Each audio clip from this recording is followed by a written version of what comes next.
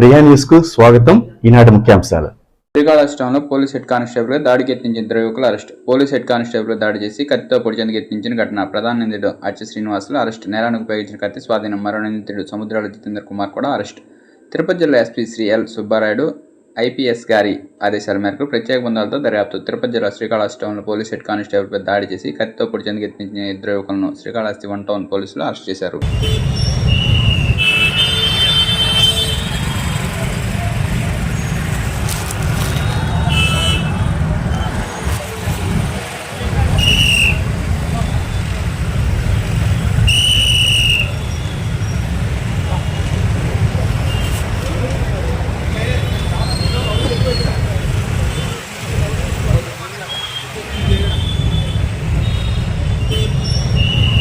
విజ్ఞప్తి చేసేది పోలీసులు అనేది మీ రక్షణ కోసం ఉత్తరానిగా పిల్లలను వదిలేసి రాత్రానిగా పగులనిగా కష్టపడుతూ ఉంటారు.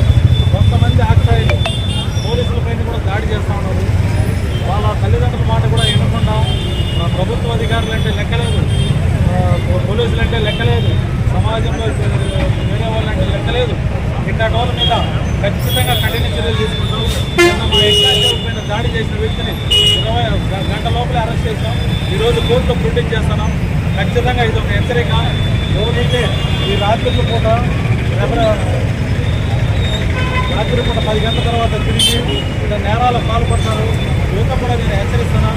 ఖచ్చితంగా ఎక్కడంటే అక్కడ ఆడకట్ల మీద మన పక్కన నది కట్టపైన రాత్రి తాగి గొడవలు చేస్తూ ఉన్నారు. ఖచ్చితంగా వాళ్ళు పట్టుకొని వాళ్ళు కూడా ఎలాంటి ట్రీట్మెంట్ ఉంటుంది. మీరు మారండి, మంచిగా బతకండి, ఉద్యోగాలు చేసుకోండి. అంతేగాని పోలీసుల మీద తిరగబడతాం, అధికారుల మీద తిరగబడతాం, మమ్మల్ని ఎవరు ప్రశ్నించినా వాళ్ళ మీద తిరగబడతాం, దాడులు చేస్తామంటే మాత్రం పోలీస్ డిపార్ట్మెంట్ సహించే పరిస్థితి లేదు. ఇది ఒక హెచ్చరికగా మీకు అందరూ చెప్తున్నారు. దయచేసి యువత వాళ్ళ భవిష్యత్తు పైన దృష్టి పెట్టండి. మీరు కూడా 10 మందికి సేవ చేసే విధంగా బతకాలే తప్ప ఇలా రోడ్ల పైన పడి ఎవరి మీద దాడులు చేసుకొని జైలు పోయే పరిస్థితి తెచ్చుకోవద్దని మా తరఫున ప్రతి ఒక్కరిని రిక్వెస్ట్ చేస్తున్నాం. Thank you.